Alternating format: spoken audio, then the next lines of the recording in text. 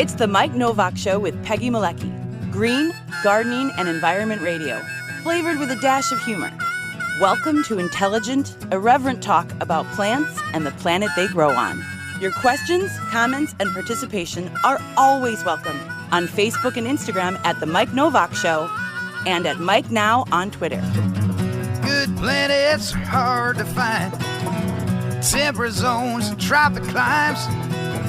And true currents and thriving seas. Wind blowing through breathing trees.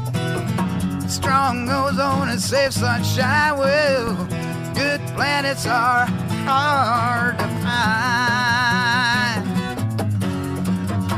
Good planets are in the main. Brought to you by Bartlett Tree Experts. Every tree needs a champion. Go to bartlett.com. Jet streams, perfect air.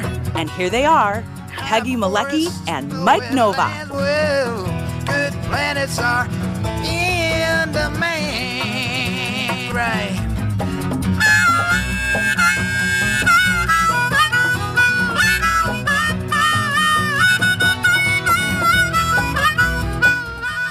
And are we here? Hey, it's you again. What's Arr. what? Arg. What be happening here? I have no idea. Well, we tried it, and Perhaps the hamster wheel needs an oil change. yeah, okay. And I think we must be up. Snappy J Dog just gave us a smiley face on. We're getting hearts. Okay, yay. From Well, Ernest. Ernest is out there. He sees us. Hey, Ernest. You know, this was something new, brand new. We've gone through power outages and other things, and every time something messes up here, it's brand new. I have no idea why. It's the hamster wheel that's hooked up to the computer, that's hooked up to the internet, Yeah. So everything, and now there's going to be some really interesting things going on here, because what happened is the program shut down. The vMix program twice. We ran it twice, and so then I just rebooted the whole shebang to see what is going on. And it means that all the presets I did just before the show, they disappeared. They're gone. They are gone. Dan Costa says we're sounding okay, so looking Your good. mic is a little hot, though, still. It's still hot. We were fixing that before we went down. Yeah, I can go back in. Wow, I don't know what I don't know why, because the levels tell me it's not even getting That's up better. into the. I didn't do anything. All I did Sounded better all of a sudden. All right. Well, I have no idea. All right. There's this darn mic. The mic be giving me problems. See, it's where the settings have been. So I don't even have any idea. Anyway, enough technical stuff. Welcome to the show. Here's what's going to happen now. We're like 10 minutes into the mission here, so you're going to get 10 minutes after 11. I'm going to make sure we get everything in today that was scheduled, because I worked too hard to make this happen. Right. And these folks have burned the midnight oil. Yeah, they've graciously given us their time. So what we're going to do is do the stuff we were planning to do, and just everything's backed up 10 minutes. And then for instance, our first break will come at 9:40. The second one will be at 10:10. Yeah, or we go for 20. We go normal. After Rick, we do a couple more things. Yeah. So our guests aren't all over the board. Well, they know the order in which they're coming in, so I'll give them a heads up. And now I need you to tap dance. Can you tap dance for me, because I had some photos here that I was trying to get in, and I had loaded those in, and they all of them disappeared. So. And so we'll talk about that new movie that I heard is going to be coming out, that they're doing this whole new pirate movie.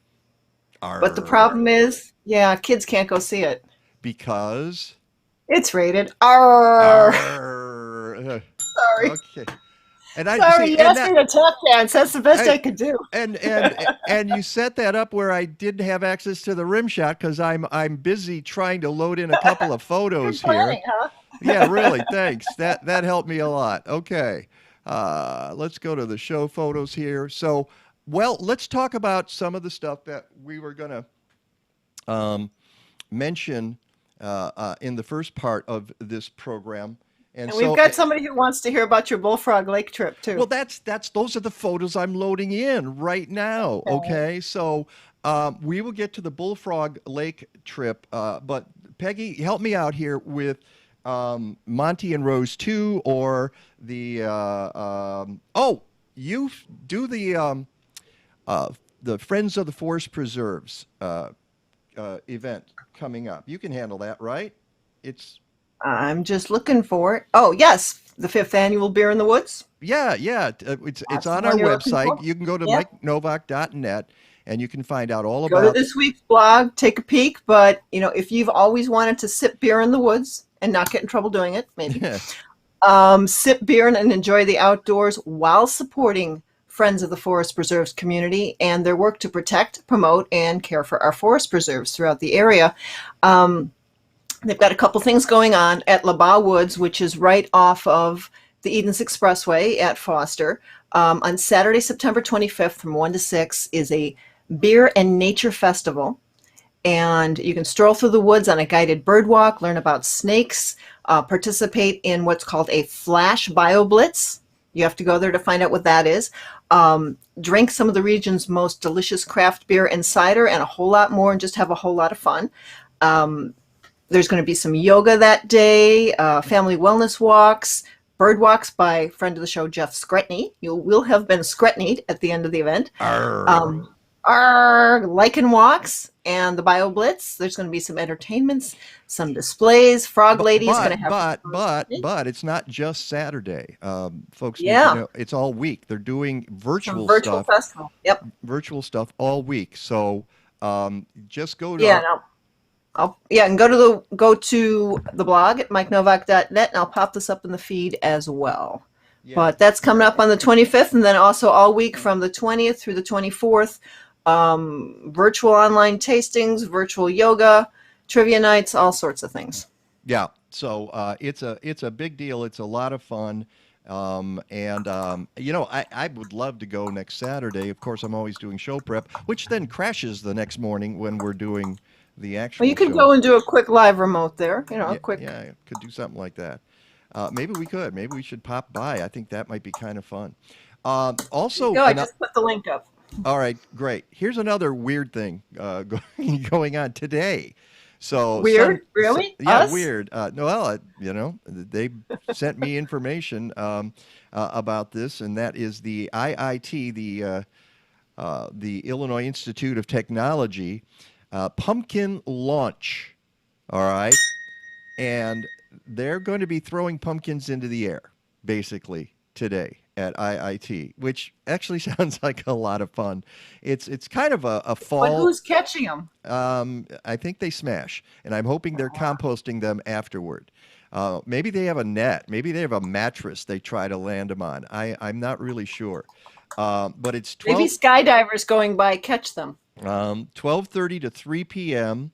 And the information again is on our website. And if you click on the link, it's at Ed Glancy Field, which is on the near south side where IIT is located. And they're going to have also, in addition to launching pumpkins, and by the way, the sponsors are Chicago Recycling Coalition, IIT, and Xfinity is involved in this. Maybe they will be shooting videos of this. I imagine they will be. And I guess they have pumpkins in various categories. You can, it's probably too late for that, but if you signed up, large, small, or medium-sized pumpkins that you want to smash. And there's going to be a pumpkin bouncy house, face painting, pumpkin donuts, cider, all that fall stuff. So that is today at 12:30 to 3 p.m. If you're interested in launching pumpkins Or watching. pumpkins launch. Well, I think it's too late. You can't just go there and launch a pumpkin now, I would think. Yeah. So, and I really don't know that much about it. I just thought it was fun, and we're Yeah. mentioning it today. And of Something. course, Monty and Rose 2 has come out by our friend Bob Dolgan. And this is the full length documentary. Yeah, and it's called Monty and Rose 2: The World of Monty and Rose. You can rent it, you can buy it. I haven't seen it yet, Yeah. but I And will. it's $5 to rent it for, I believe it's a 48-hour, 30 something, or 36 or 48-hour download. But it's $10 if you decide you want to buy it. Then it's unlimited downloads and watching, and you're supporting Monty and Rose in the film. And This Week in Birding is Hmm. one of the sponsors behind that. So the link is there on my website. Go to mikenovak.net, MikeNowak.net, and you can get that. Now, all right. Yeah. And it's We, got great music too. If you've seen when we've done the little things on the show, Congress of Starlings is uh-huh. doing some of the music for the score. So now we've actually had a request from one of our viewers here to talk about Bullfrog Lake because, as you know, last week was Kathleen's birthday, and we decided we were going to go to Bullfrog Lake. And this is and let me see if I can find this because not Bullfrog Lake, but the story. I'm not going to be able to. I meant to line that up too, and of course I did not do that properly. But there was a story um, a few weeks ago about how the folks in the Palos Preserves had been working very hard to reduce the light levels in the preserves out Palos way. And Yeah. To, um, the, for dark skies. right, the International Dark Sky Association had given them an award, and there had been a project, and I forget exactly who was involved in it. And I looked at that, and they said, "Well, here's how." Oh, here it is. I found Yeah, it. it was named the world's largest urban night sky place. It was it In really? partnership with, the Forest Preserve District of Cook County, Palos Preserves, in partnership with the Adler Planetarium, is now designated as the largest urban night sky place in the world by the International Dark Sky Association. Great. Yeah, an urban night sky place. That's the official title of it. And so I looked at that and I said, you know what? I want to go there. I want to see what that's like and see some Mhm. stars. So Kathleen and I, it took us almost an hour, which is so amazing. That's the point. It's just Yeah, right 55, there. south of 55 in the I&M Heritage Canal and the Sanitary Channel, and you'd think, well, that's kind of icky, but it's not. It's like this little oasis Hmm. just south of southwest of everything. And when you get there, it's actually kind of isolated and quiet. There's more than one Yeah. lake there, and there are sloughs there. And It's over 6,600 acres and a ton of trails. yeah, and here's some of that there. This is Bullfrog Lake here, where we Pretty. actually it is. It's very nice. We sat on this dock in the morning and had breakfast, and we're only visited by one wasp, and but that guy was persistent, and it was just because it was after Labor Day. There weren't a lot of people there, but you got to understand there are cabins, and here is our cabin in the fire pit, and we were preparing for dinner there, and they And give this you and this is within the forest preserves. this is in the This forest. isn't a campground, it's in the forest preserves. Yeah, and I forget exactly which forest preserve this is. I'm not as prepared for this as I should be, but it is. If you just look up Bullfrog Lake, you'll find this, and the cabins are really sweet, and there's a bunch of bunks in there. There's no running water, no heat, no air conditioning, but there's electricity. So and you can and there's a fan, so you can put the screens up and blow air through there, and the temperatures were perfect. And you can see Kathleen lounging there in the front of the cabin. And they have large cabins and they have small cabins. And then the next day, we went out for a little bit of a hike. This is one of the sloughs there. It was really, really quite lovely, and of course, a lot of the trails. You can see the trails Nice. are terrific. So um, it was it was a wonderful experience, and I highly recommend it for anybody who wants to have a kind of getaway. It's like a getaway in the city. Um, it is it's so easy to get to, and it's not expensive. And if you're a camper, there are camping areas. If you've got an RV, there are RV areas. Um, so There's a surprising number of places to camp in the different forest preserve districts that they just don't publicize a lot. mhm. You know, this one, Lake County's got some camping. I know there's some out in some of the other counties. It's right here. You're not going up to Wisconsin. You're not going 4 hours away. Right, and it's really inexpensive. And I like the idea that it is so close by, and because they've worked so hard to eliminate light pollution, there is that feeling at night. You look around and you're not seeing lights everywhere. You see the dark. Now the skies were hazy, so we didn't see a ton of stars. We saw some stars. We want to go back, and it's a luck of the draw if you show up and you've got a clear night, so you can see the lights. But we're probably going to try it again. So just as I would say, look up Bullfrog Lake. If you're in the area and you want to do this, and kudos to the Forest Preserve District of Cook County and to the Palos Preserves for And the setting Adler up. Planetarium. Yeah, well, yeah, that's true for their participation in this, and I would say that it's accessible. Serious campers will probably poo-poo it. I'm not a serious camper. I'm a casual camper, and for me, it was great. I just thought it was terrific. So that's Like a that great is time. our experience. Yeah, a good time was had by all. Um, And our, Lagata got to take a vacation.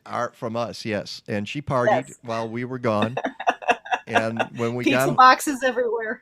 oh my goodness, and right, and in the cat litter box there were pizza boxes and beer cans, and it was I hope the greasy pizza boxes didn't go into the blue bin. no, they did not. Also this week, it seems like this week lasted 6 or 7 years. It just seems like so much has been going on this week. Way back at the beginning of the week, remember we talked to Reverend Brian Souter from Faith and Place, and I went to a couple of the Faith and Place seminars this week, but Green Team Summit. the Green Team Summit, and we talked last week about the new law in Illinois, the clean energy law, which was passed by the Senate after the House had passed it. It's now been signed by Governor Pritzker, and here we go. Let's hope that it does what it's supposed to do. It is one of the best social justice, environmental justice laws in the Yeah. country, and if not the foremost. So Illinois has become an environmental leader over the past week. Yes. We have someone's mic's open in the back. Yeah, I can hear that too. Let me see who. See, now I got to track down what mic might be going. Whoop, whoop. Oh, I see. Okay, that's our next guest. I got you, Jeff. Okay, I got you covered. He's giving me the thumbs up there. So I'm glad you didn't say anything bad, trash anybody there, Jeff. Jeff Hake will be with us in just a little bit to talk about a great program going on in Central Illinois.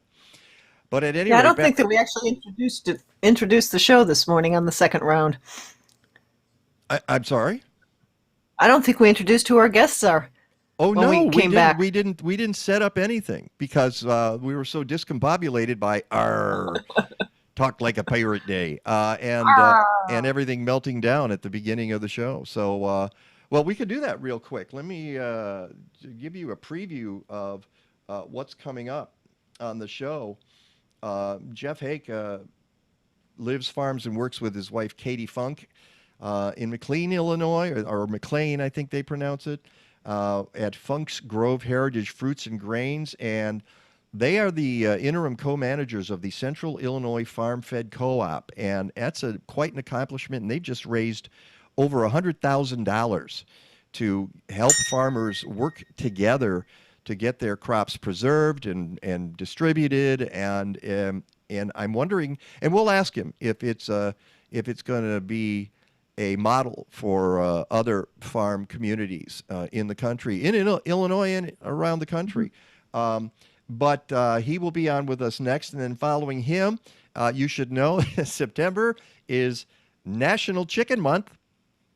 And you didn't ding that. There we go.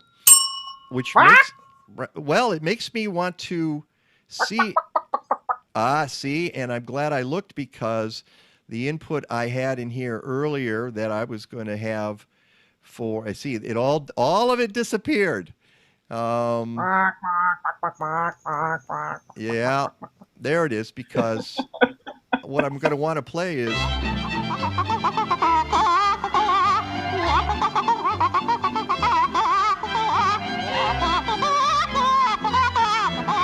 All right, enough.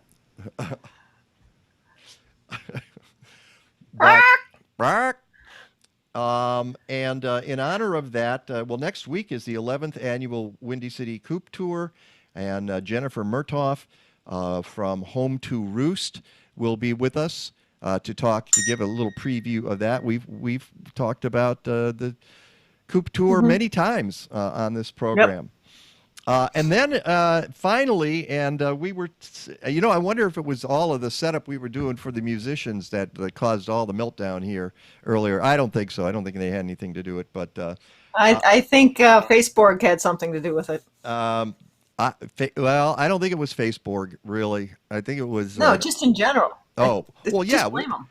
Resistance is futile. Facebook. And we're going to be talking to three folks involved in something called Fresh from the Midwest. It's a music festival happening out in Marseilles, Illinois, at the Illini State Park.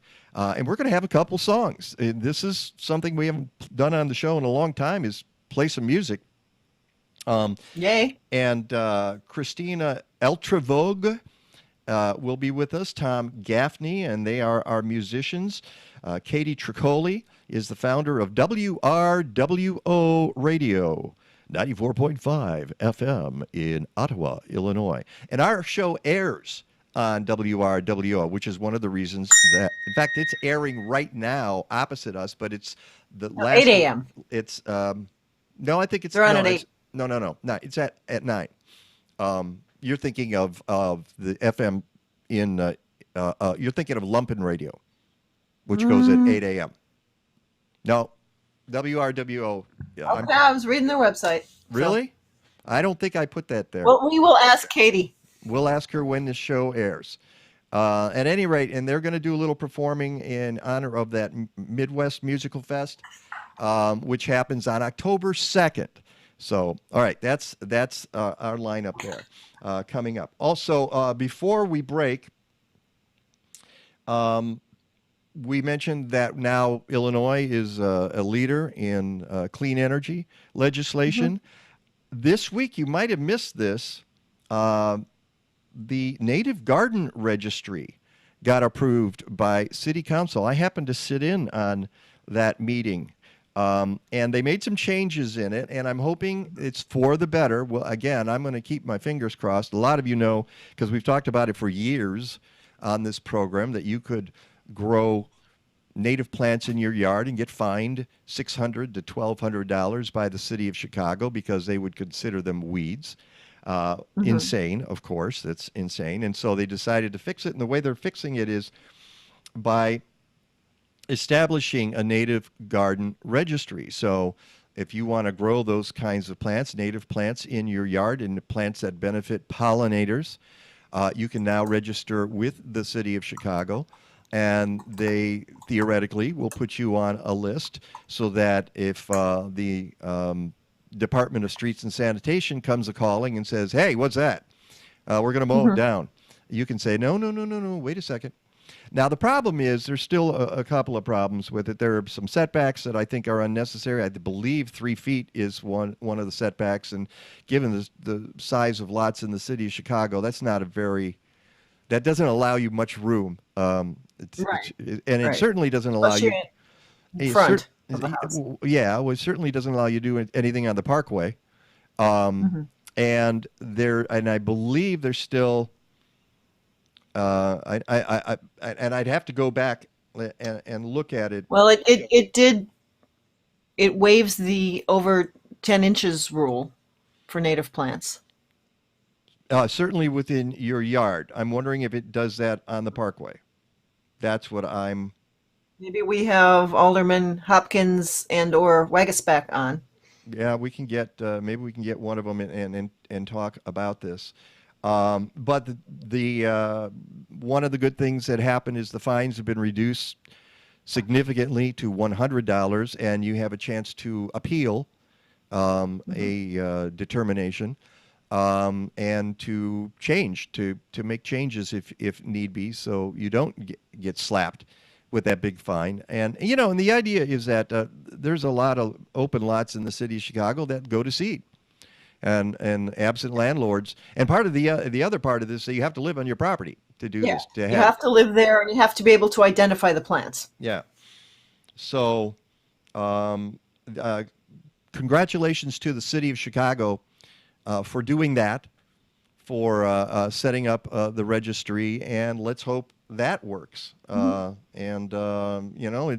interesting. Here we are, a week where we got some. Progressive environmental laws passed in Chicago and in the state of Illinois. How about that? Okay. All right. Can I do a quick plug before we go to break? Yeah, absolutely. Okay. The September issue of Natural Awakenings, still available in locations near you, libraries, stores, grocery stores, etc., and always at nachicago.com. Even though the October issue goes to print in a couple of days, which October? What? How? Yeah, I don't get that. Yeah.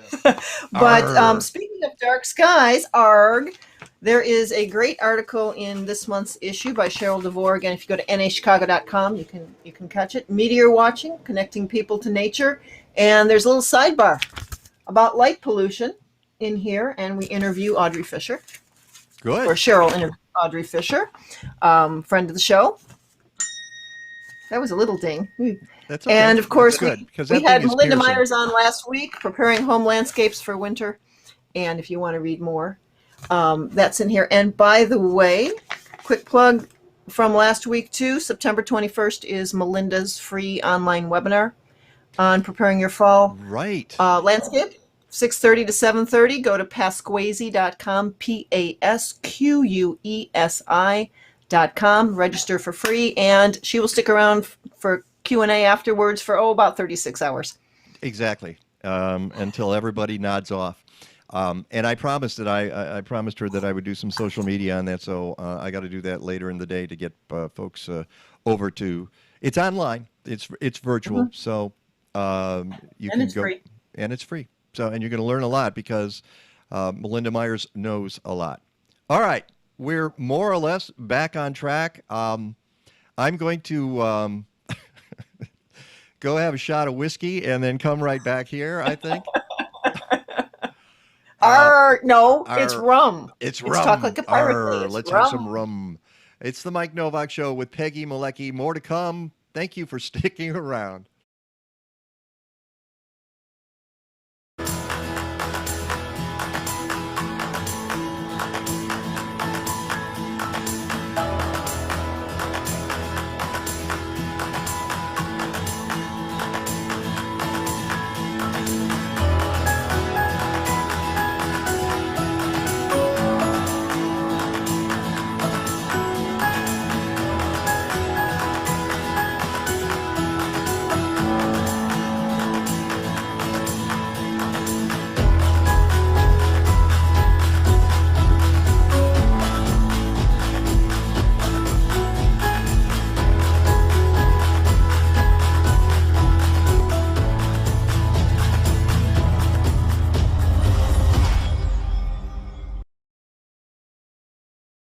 Whether you're a farmer or a backyard gardener, assist your soil in providing key nutrients to your plants with Spectrum Soil Inoculum from Tineo Biologicals. The beneficial microorganisms in Spectrum break down and release vital nutrients and make them more accessible to your plants. Spectrum works with nature to decompose organic matter into humus, building richer, healthier soil. Spectrum is approved for use on certified organic crops and is OMRI listed. Get Spectrum at blazing-star.com.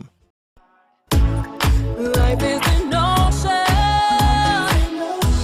streaming alone, ripples of motion, healing us all, yeah. Dive in, your time to win, our hearts all in, let's let the fun begin. Take a dive, take a dive, take a dive. Climbing dive, I see you diving. Take a dive, take a dive, take a dive. I see you diving, dive. I see you climbing dive. I see you diving. Dive smart, dive smart, dive hard, dive hard, dive hard, dive hard, dive in. Dive smart, dive smart, dive hard, dive hard, dive hard, dive hard. You have the ability to give your soil a superpower. It's called composting. If you don't have a backyard, you need to contact Collective Resource Compost. CRC has diverted 7,000 tons of food scraps since 2010. They bring you a fresh 5-gallon bucket or a 32-gallon neighbor tote with each pickup. You fill it with organic matter from your kitchen, they swap it out and get it to a commercial composting operation. Fight climate change. Go to collectiveresource.us. And welcome back to the Mike Nowak Show with Peggy Malay. Oh, look at this. There, see? Gata isn't the only one who wants to be on camera. That's Jeff Hake from Funk's Grove Heritage Fruits and Grains. And who? And who have you got with you there, Jeff? Whoa. Wait, we can't hear you. Your audio's not on. I got it. Yeah, this is PJ, and he always insists on being here. It's been a year of Zoom calls, and he's always there. Always there. Okay, that's the motto for PJ. Always there. So always there. Aww. Yeah, I saw him when we were doing the test of this the other day. He was insistent that he be part of. So He really likes. So, Jeff, welcome to the show. Thank you so much for being here. We talked a little bit about your operation. Tell us how the co-op came to be. What it sounds like, for one thing, Mount Pulaski is a very engaged community that works because this is just part of a grand plan to help farmers in the area, isn't it? Yeah. So my wife and I live in McLean, which is about a half an hour north of Mount Pulaski, and McLean is half the size of Mount Pulaski. So we're in a very small town. But yeah, this whole project got started before we were involved at all. The city of Mount Pulaski and their Economic Development and Planning Board applied for a grant with the EPA. It's called a Local Food, Local Places grant. And it's not like a funded grant. It more works with EPA officials to set up a planning process for communities to see how local food production and local agriculture can serve as an economic driver. And so I think the way it worked, and again, I wasn't even involved at the beginning of this, the city of Mount Pulaski and the city of Peoria, which is actually a fairly large city downstate here, they applied together for this planning process to see how each of those cities could use food as an economic driver. And what they did was basically engage in the community planning process where people in Mount Pulaski got together and worked with EPA officials to figure out how they wanted to use food to better their town. And their conclusion was to put together a cooperative grocery store and also a food hub. So they started making plans for that. And I'll tell you, I started attending their community meetings just out of general interest because local food is my big passion. So it happened for my entire adult Yeah. life. Um, and and also because our town, I wanted to see, my wife and I also run a community group here with some other folks, and we wanted to see how we could replicate what was happening in Mount Pulaski here in McLean. I was just gathering intel, I guess you could say. But I went to a community meeting there. Is at their American Legion Hall, and there's like 100 people there from town, and it's only like 1,500 people. So there were a lot of interest. And I left that meeting where they were talking about how we're going to form this cooperative grocery store and start this food hub. And there was such universal enthusiasm for the idea. I don't think I've ever been to any community meeting of any kind ever where everyone was like, let's do this. And there was no like, Wow. It was like one crabby person that's like, no, it's not going to work or something. Everyone was into it. So it was really thrilling. And then I kept attending meetings. They basically bit off what they could chew at the time, which was starting the grocery store first, which they did actually. That's what eventually was formed, the Market on the Hill. I made sure I used my right mug. Okay. So that was formed last July, but in the meantime, while they were planning that, they also started talking about how do we do this food hub part that we said we would do too. I was attending meetings, and at some point I said, I need to stop attending meetings unless, like, basically, I need to do other things with my time unless I'm being compensated for it, which is my way of saying I need to stop giving so much of my time to this. And instead, I wound up getting hired to keep working on this project. And it's kind of a long story, but eventually my wife also started working on it too, which is great because she's the person who has attention to detail that I don't have, and she's run her own business for 10 years. So we're making a really good team putting this whole project together. And now we're at this point, a year and a half later. That is a pretty amazing story. And so there's the store already. So what's going to happen next? And by the way, the government, the EPA was involved in grant money. How does that work, Jeff? Well, honestly, I didn't know that there was a grant program that the EPA had. It sounds like it should be a USDA program. Yeah, it does. I'm just kind of surprised that it's the EPA. Yeah, to be honest, I have not been directly involved in that grant writing process or anything, so I don't know what inspired them to apply for it. It's a very interesting grant because it's not something where they're dumping a bunch of money into it. They're just helping initialize a planning process and get a community focused on something and get, which is a really interesting approach because that helps give the community more power. It's just helping them get started, take an idea that they might already have, and getting them onto the next steps. It's a really and the next step is a facility that helps process food, right? Right. So where we've landed, so a food hub, the term food hub can mean a lot of different things. Generally, it's a entity that helps aggregate and do marketing for and distribution for local farmers. So basically pooling their economic power in one entity.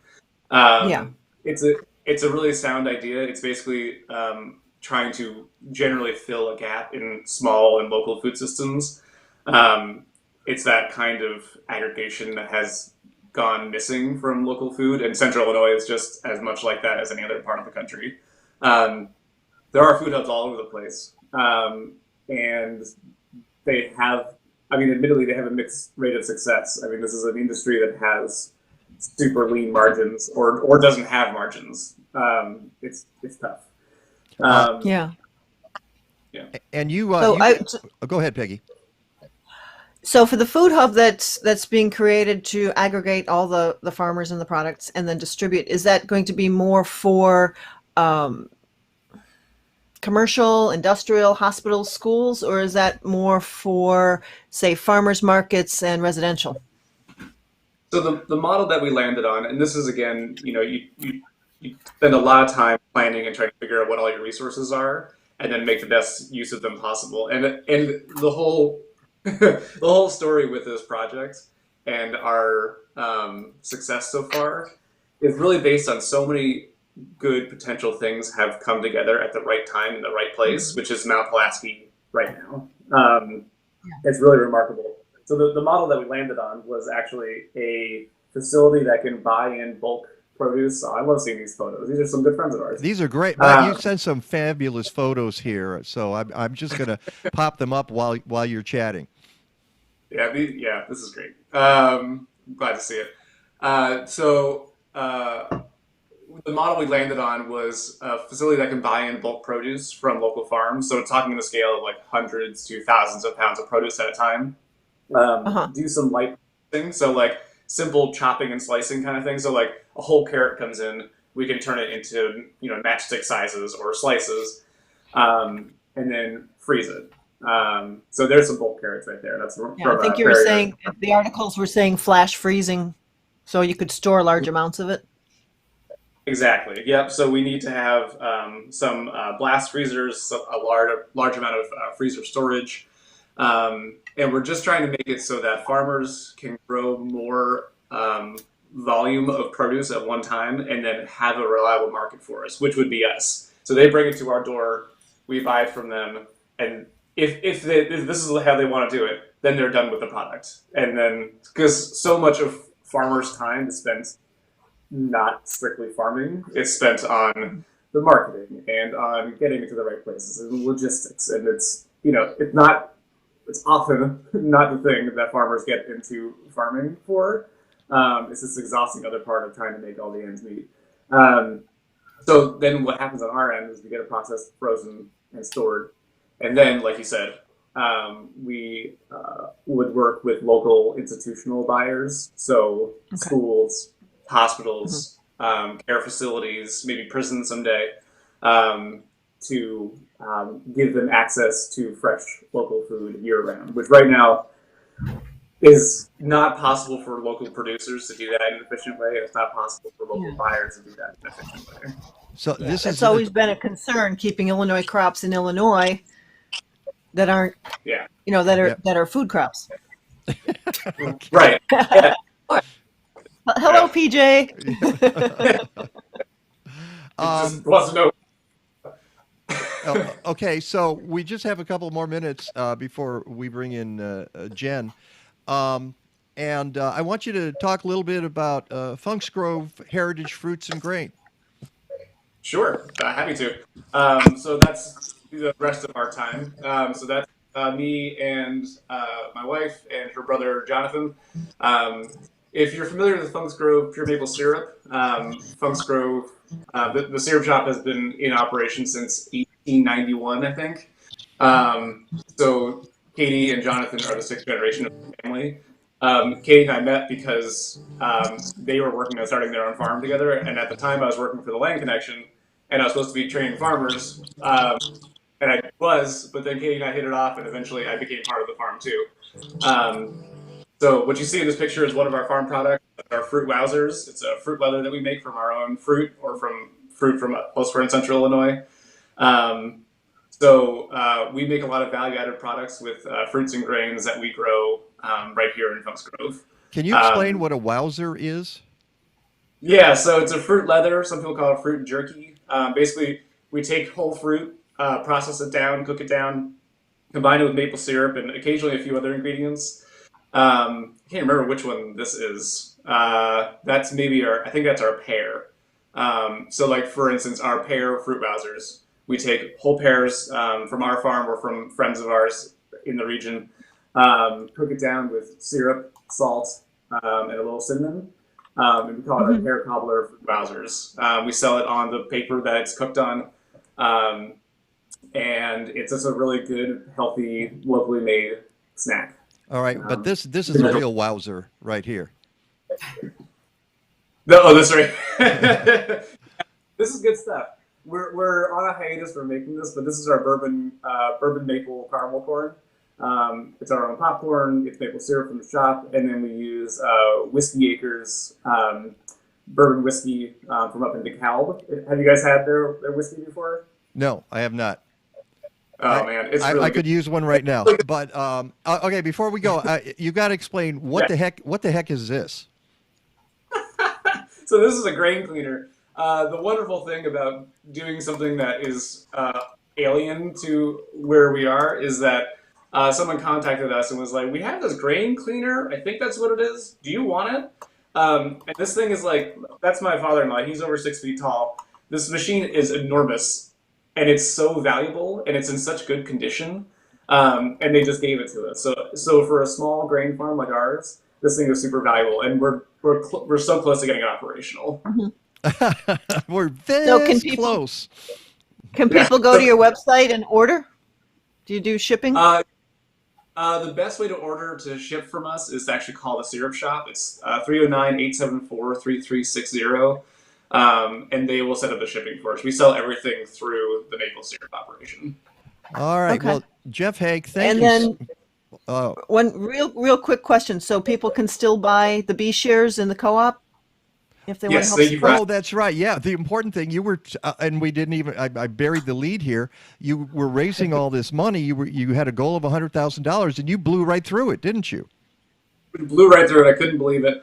Our goal was to get pledges for $100,000, and because of the rules we had to follow, we had to do it in 3 different kinds of share types. We have now hit the goals for all those share types, and we've raised pledges for $145,000 now.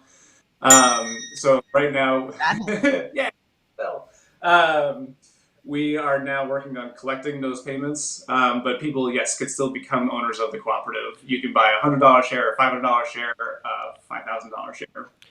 Peggy, can you get I that saw link some out? of the. Can you Yeah, get I that? popped it up there. Yeah, I Okay, put it up great. Because on the feed. I actually forgot to put that link in the blog post that I did, which I'll have to add later Yeah. because folks I probably want to get involved.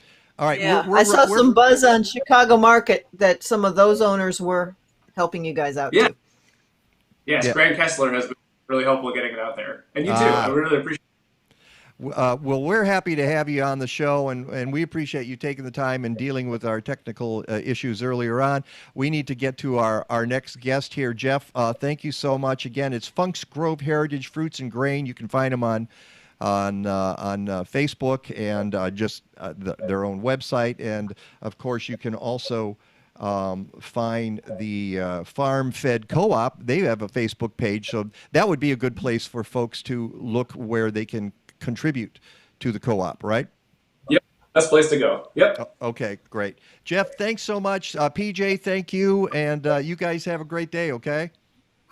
Oh, Thank you. PJ's a Bye. little, it's a shame. PJ's a little washed out there, but that's okay. He's, He's still really good. Yeah. There. yeah, okay, we'll see you later.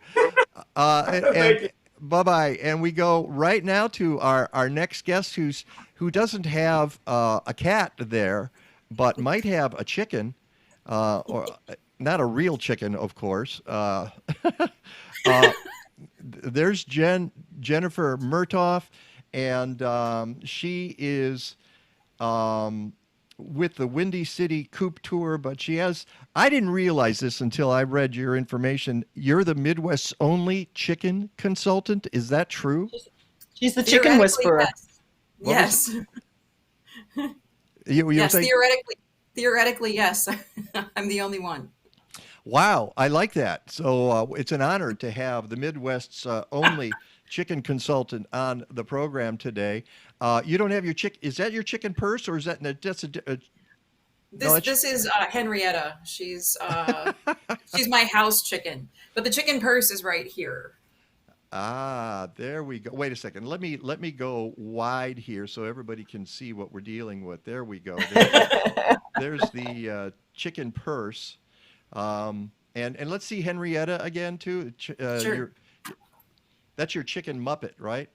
Yep, she's very entertaining on car trips. You stick her in the passenger window, and you have her watch the other drivers. It's very entertaining. Oh, that is great. I like that. I want one of those too. Okay, I need my own Henrietta. So here we are, the 11th annual Windy City Coop Tour, and I have to play something because this is in the past when we've had Martha Boyd, who often represented. I would play this for her.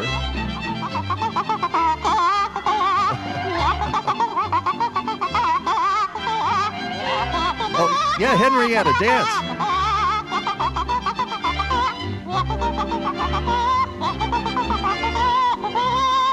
All right, cut the music. So tell us, just give us and by the way, our apologies as we come up on 10 o'clock right now. We're running late today. We had some technical problems at the start of the show, so we're just blowing through the normal break periods and adding the extra 10 minutes to the schedule today. So stand by, you folks in Ottawa, Illinois, because we'll be getting to you after our break at about 10:10 today. So Jennifer, tell us a little bit about the Windy City Coop Tour. Sure. So this, as you said, is the 11th annual. This is a Chicago tradition by this time. Homeowners and chicken keepers all over the Chicagoland area open their backyards up and allow members of the public to come through. We, of course, take precautions with health and sanitation. We don't want to track anything from coop to coop. But it's just a really fun time to see what urban chicken or suburban chicken keeping is like. And also to learn, if you are a chicken keeper, you can get lots of great ideas from other people in the Chicagoland area. We also have several sites that involve things like composting, gardening. We have a site that has goats, and then we've got some beekeepers as well on the tour. So you've got all kinds of different options for learning about sustainable urban lifestyles and ecologically sound backyard environments. And that's next weekend, September 25th and 26th. Yes, it is from 10 till 4 on the 25th and the 26th. If you would like more information or to attend the tour, it is a free event. You can go online, either Google Windy City Coop Tour or look at chicagochickens.org, and you can download a map that will give you the sites, and you can choose which sites to go to on that day. We ask that you stick to, like, if a site is slated as Saturday only, please don't show up on Sunday because the folks probably will not want you in their backyard. Yeah, these are private homes. Yeah, yes, they're all private homes. Yeah, and right. And on several. I was just going to say, in each day it goes from 10 a.m. to 1 p.m. and then 1 p.m. to 4 p.m. Yes. Right. Yes. There's we'd have two different slots for each day. So some sites might be open only from 10 till 1. Others only might be open from 1 till 4. I'm going to be stationed at 3717 North Kenneth, and I'll be there on Saturday from 10 till 4.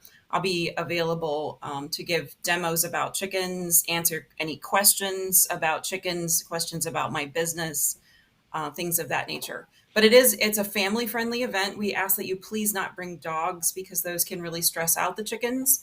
If you're interested in more information on the different sites and what they offer, there's a spreadsheet online that provides more details on those.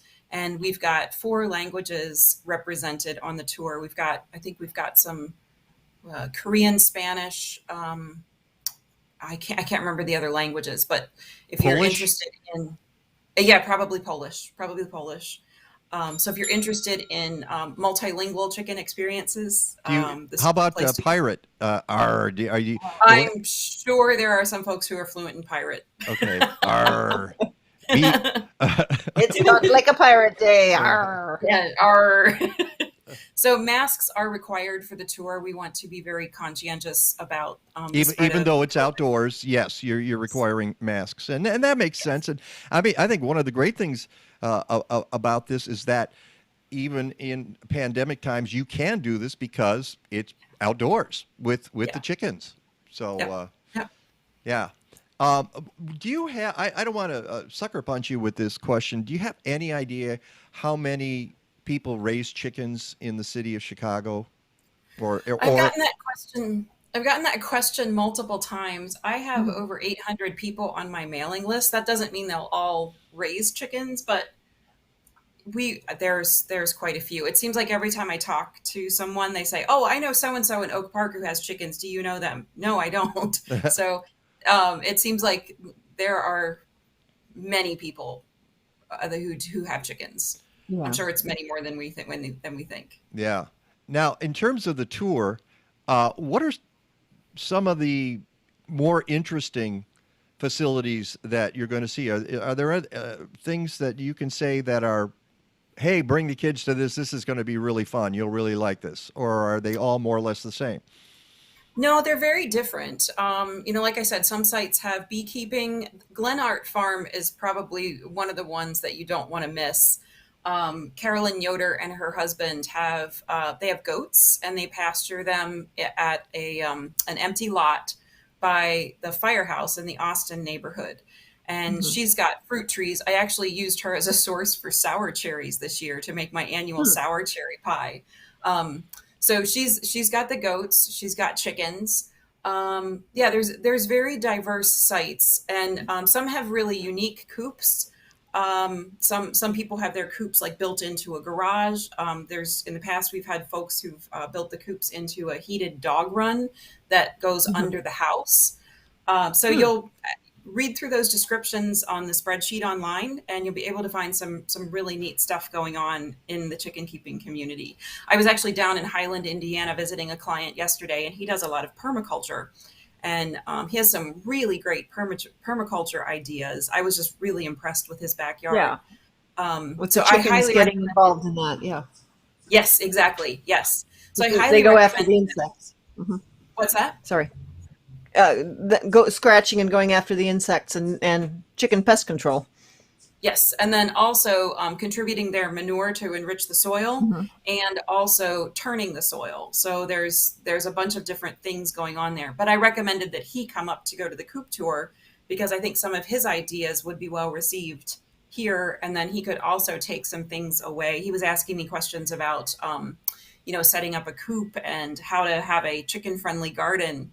And I said, you really should come and see some of the setups that folks have here in at the coop tour. So we've got a couple sites. We've got some in Oak Park. There's one in Naperville, one in Darien. We're kind of far flung. I think there's one in Evanston as well. So I'd really encourage folks to come out and learn from other people, see what they're doing. If you have specific questions, just bring them and see how folks are managing these various issues. One of the questions I often get as a chicken consultant is, what do you do in the wintertime? And Mm-hmm. you can actually see this as a practical example. And I don't know if I was clear about this. I do have a chicken consulting business called Home to Roost LLC. I help people in the city raise chickens. I do house calls. I have connections with avian veterinarians, and I can help refer them for emergency medicine, or there are some things that I can handle myself. So chickens are near and dear to my heart, and I've been really happy to be part of the chicken keeping community in Chicago. And the coop tour is definitely one of those things you don't want to miss if you're interested in chickens. Absolutely. What would be the very first thing what is, because since you're the Midwest Chicken whisperer. only chicken whisperer, right? Uh, when folks ask about raising chickens, what's the very first thing you tell them? I usually say to think about them as being very different from us. We're mammals, and our pets that we have, cats and dogs, are predatory mammals. So this is a bird. Well, it's Hmm. a stuffed bird, and it's a prey species. So they interact with the world in different ways. They interpret the world differently than we do as predatory mammals. So educate yourself about how chickens think, and that will help go a long way towards learning about how to help your chickens live their best lives in your backyard. Hmm. All right. Well, the information for the Windy City Coop Tour is on my blog post, and Peggy has just sent it out here as well. I'm hoping you have a great crowd. By the way, and just to make it clear, you can just show up. Do you have to, or do you have to make a reservation in advance? There's no need to register in advance. We just ask that you go to the Windy City Coop Tour site, download the information about which properties you can go to, and then make sure that you show up at the Yeah. times that the owners have agreed to open Mhm. the And the, the, the site for. And as we mentioned before, these are private homes, private residences. Bathrooms aren't available, things like that. So Right. plan ahead. And there's also a sign-in sheet at each site that the owners will ask you to sign in. So we ask that you do that to give us an idea of how many people are actually attending the event. It helps us with our planning, and it also just helps to predict for future events. All right, fantastic. Jennifer, thank you so much. Thank you. Thank you very much. Thanks to Henrietta as well. Thanks, Henry. Great. And we will send you out with.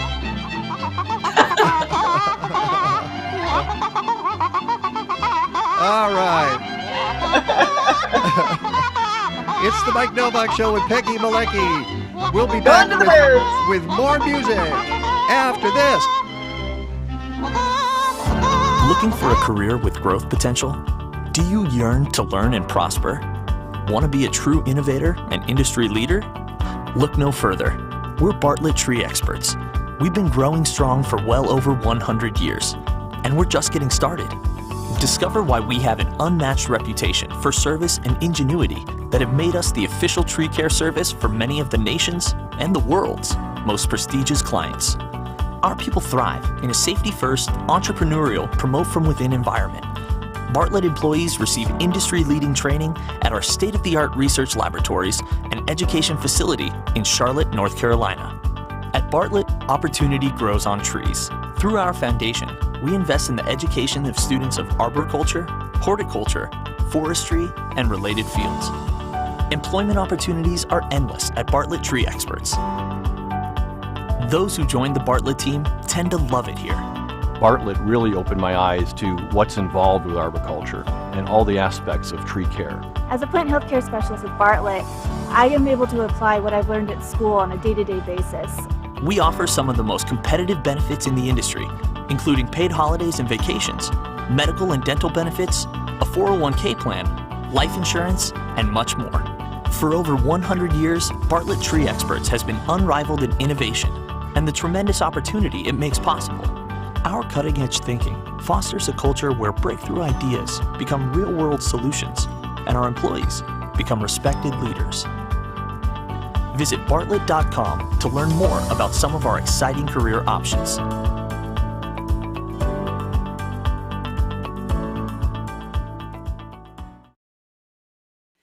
Welcome to the Mike Nowak Show with Peggy Malecki. Green, gardening, and environment radio with just a soupçon of humor. Or is that a dash? Brought to you by Bartlett Tree Experts. Every tree needs a champion. Go to bartlett.com. Here they are again, Peggy Malecki and Mike Nowak. All I need is good food to eat and make me healthy, wealthy, wide awake. Lettuce, tomatoes, rooted bacon. What about those sweet potatoes? All I need is good food to eat. All I need is good food to eat. All I need is good tools to make me music, porches, lawns to rake. Give me all that I can take. Give me stuff that I can break. All I need is good tools to make.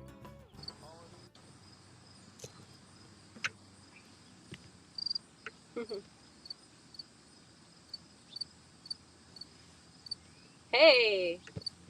Oh. Uh-oh. Hi. Yes, I know. Audio. There we are. I'm trying to. This is one of the things that got screwed up before we went to. Yeah, and I hate to say it, but the crickets in the background from Christina were playing while you were talking. Oh no, I heard the crickets. I was asking about the crickets. All right, so let me change the setup here. That's what I'm trying to do. So let's go I got to my fall flowers here. box 2. Let's put Peggy in there. Boom, there you are. And then I can go to box 1 and put me in there. Where's Mike? Hold on. Come on. There Tom we go. and Katie. Tom, no, see, I've got the wrong one. That's Tom's there, so I need to go to box 4 and put And we need Katie. This is no, they're both in the same place. So, boom. Yeah. Where Right. Katie? They're not signed in, or something. They're missing. Uh-oh. Huh. I don't have Katie's number to text her either. I do. Well, yes, you do. I sent it back to you this morning. I sent a revised rundown. You did? So, yes, I did. So you should be able to see if you've got it there and see if you can text. But they need to I sign. do not. I love the crickets, though. All right. I can text her. No, no, no, no, no, Okay, no, no, thank no, no, you. no, no, no. Christina, no, no, you're guest. You're not doing that, okay? I, Okay. I will do that. Here's what we're going to do. We're going to have you do a song because what we're doing here Perfect. is this is our opportunity to promote Fresh from the Midwest, not live from the Midwest, but Fresh from the Midwest. Tell us a little bit about what Fresh from the Midwest is, Christina, since you're one of the producers of it.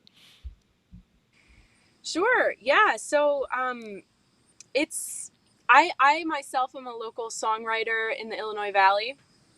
I'm wearing the shirt of another of a Central Illinois songwriter named Dan Hubbard, he's actually playing at the Vintage Illinois Wine Fest today in Utica. Nice. So yeah, I just when I started playing music a few handful of years ago and playing gigs and stuff, I was so taken by all of the songwriters that exist in our very own town and county and state, and then when I started touring, like all of these other artists that I've met along the way, in different states and regions and through conferences like folk conferences and just playing bills together and everything. And we don't really have anything, or we haven't for a while, like for to really showcase original music artists, like songwriters and bands and stuff, and at least in our area as much. And so I shouldn't say that it doesn't exist at all, but just basically that I would like to promote the work of writers and musicians more. And so WRWO, the radio station, is also like all about that, wanting to promote artists, musicians, Yeah. really anybody doing something creative in the area, to just promote their work, that it could live and that it could become a viable employment for them. And I thought, like, there's so many people in our area who probably don't even know about musicians in their own area or state or region, sort of similar to food, how there might be a ton of local farmers or growers, and maybe people are just so used to shopping at the grocery store that they don't even know who those people are, Yeah. Well, speaking And of people don't necessarily. well, I was just going to say, speaking of WRWO, There they are. we've made our connection with Katie Tricoli and Tom Gaffney. I'm glad you guys are with us. Let's see if we can hear you. Glad to be here. Happy to be here. Thank Okay. you for the invitation. You're in the cave. So, hey, Katie, you need to tell us a little bit about WRWO. Christina was just chatting about that because we are the Mike Nowak Show with Peggy Malecki, and we had an argument earlier on the air. When does our show air on WRWO? It broadcasts on Saturday and Sunday morning at 8 a.m. Gosh, darn it. Okay. I believe it's 8 a.m. Is it 8? It's not 9. Okay. It might be 9. I have to go look Okay, now. see? Good. Thanks. Thank you for saying that. All right. I load it every week, so I know you're the I one. should know that information. Okay. All right. But it might be 9 o'clock. On air schedules here. Oh no. 8 to 10. 8 to 10. The Mike Novak Show. There you go. Thank you, Peggy. Arr. See, I was afraid if I went somewhere else on the laptop, I'd lose this. Well, tell us about how WRWO came to be. That's I in my blog I said that you're basically a force of nature, and it seems like that in Ottawa, Illinois. Tell us about that, Katie. Oh, thank you. I guess that's a compliment. Sometimes. Well, Well, I have a background in environmentalism and consumer advocacy. And then I ran the Majestic Theater for 5 years. And I realized that there was all this talent in our community that seemed to be untapped. So we started a nonprofit organization called Here and Again, and we're dedicated to preserving places where the artists can perform, as well as promoting artists and educating people about, how to live a better life as well. I actually thought that we would be doing film festivals, and that's not how it turned out. One day we were in the Majestic, and a minister came in. He had a youth group, and he wanted some popcorn for his youth group. So I looked at Denise. I said, "Pop him up a new batch of popcorn." And while she was popping up the popcorn, I gave him a 5-minute elevator pitch about Here and Again. He came back a week later. He's like, "I got somebody you need to meet." And so he connected me with Greg and his wife, who wanted to launch this low power radio station, and they needed a nonprofit to work with. So that's how WRWO became a community Great radio story. station in Ottawa. Yeah. All right. And Tom's a local musician, along with Christina. And you said some very funny things the other day that I put into my blog post. I'm afraid to hear it. Well, you said that you and your wife Jody often play out of your garage with several friends. So you called yourself a senior garage band. Pretty much, yeah. I know that. In fact, that requires. There we go. Thank you. Thank you very You much. might call your band the Garage Mahal. Which is also, I love that too.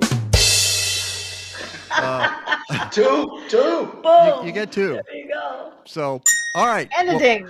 On a ding too. We'll talk a little bit more about the festival. I wanted to I want to get some music here. So, Christina, I want to start with you. Tell us about the song you're going to do.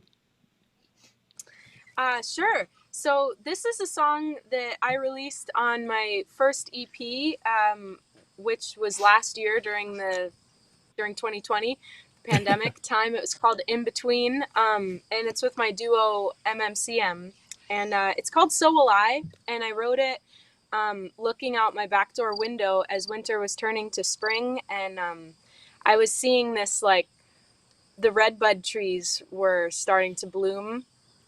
And I was just in a place of feeling sort of like disconnected and sort of the deadness that you have during the winter season of, maybe not seeing a lot of people or just being cooped up, and feeling like as I saw nature come to life again, it was just a very hopeful thing, that, we go through seasons in our life too that, might be down or dark, but we can come alive again, just like nature does. So this is called So Will I. Okay, hang on 1 second. Just hang on 1 second. I just got I was told a weird thing is going on here, and I don't know what it is. Let me see if I can find it. I don't think it's possible, Kathleen. So she said, all right. So I think we're good to go. So Everything sounds fine from here. okay, great. Can't do nothing about the crickets. Yeah, there's a cricket. Buddy Holly and we the love the crickets are crickets. serenading with you. Oh, Okay, Christina, take it away. All right.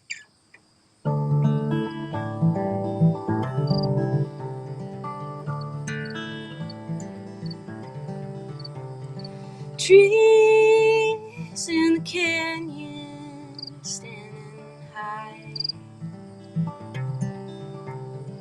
lilies of the valley are growing wild.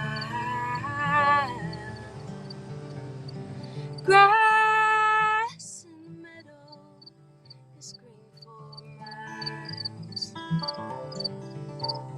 And me, I must say, I'm doing fine.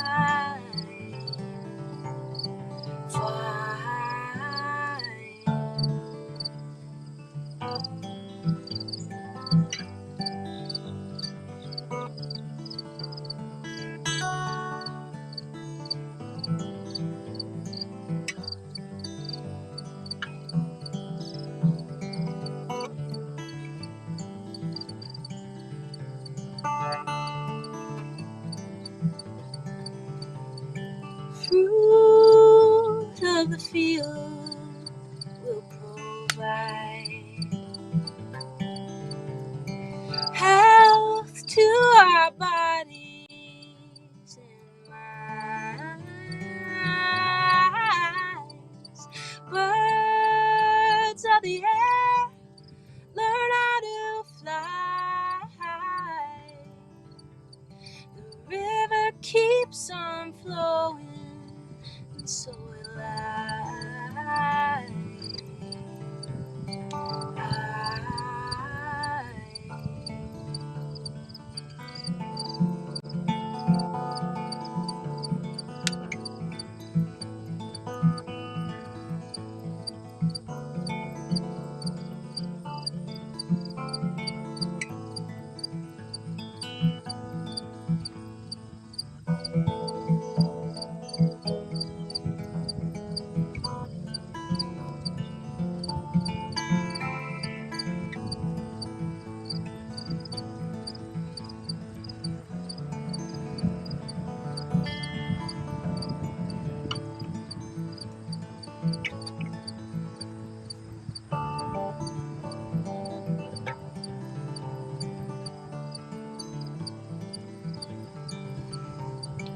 Moon, it rises earlier here, and the sun stays up a little later there. The same burning gases light up our sky, and they keep on shining. So will I.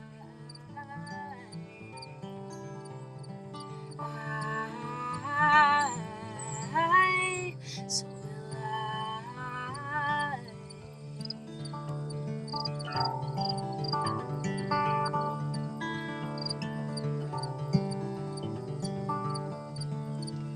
So will I.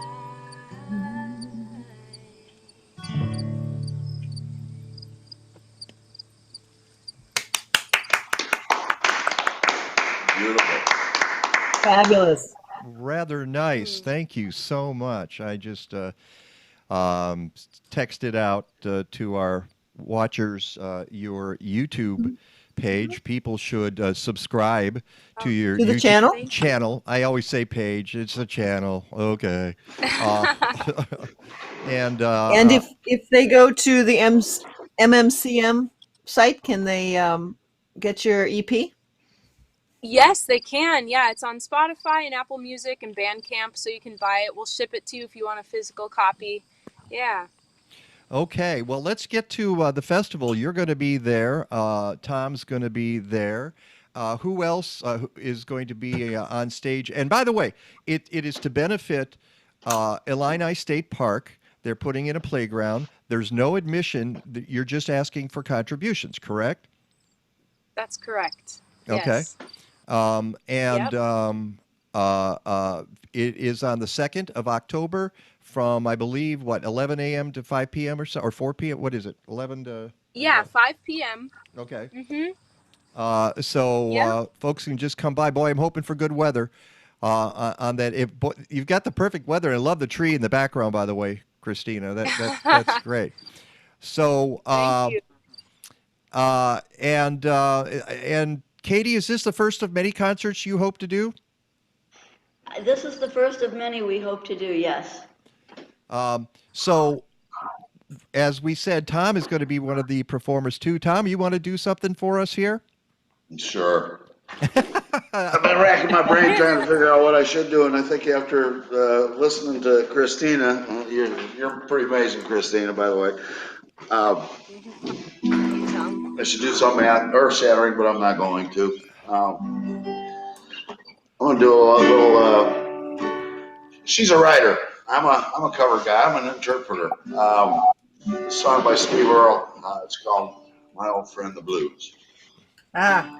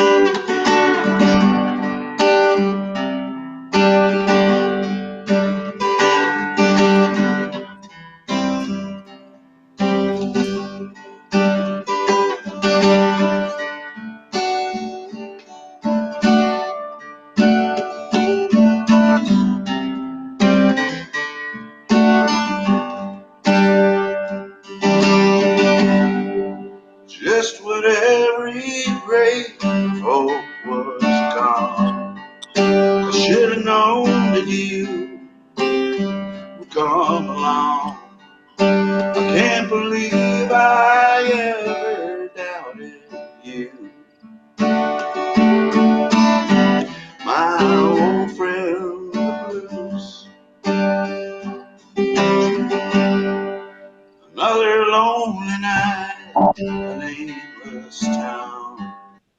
If sleep don't take me first, you'll come around.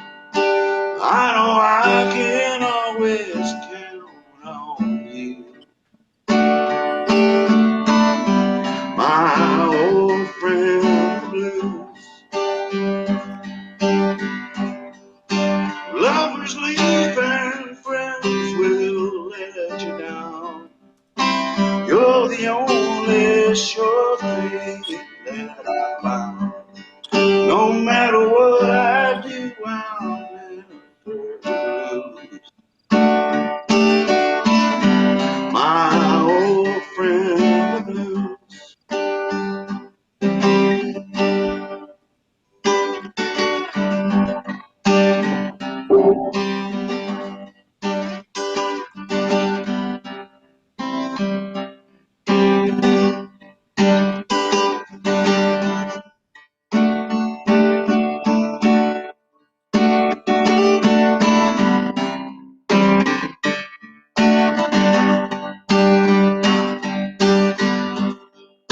Lovers leave and friends will let you down. You're the only sure thing that I found. No matter what I do, I'll never lose my old friend the blues. Just let me hide my weary heart in you, my old friend the blues.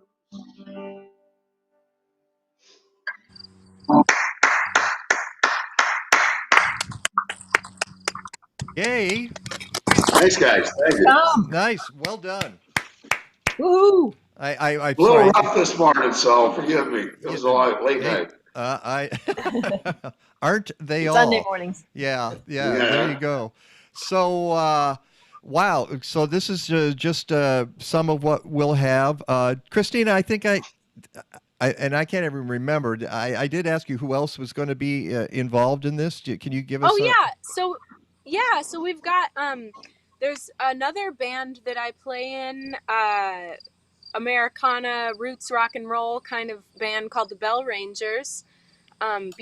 Belle, like the princess. Um and yeah, they're gonna headline um the on the last slot.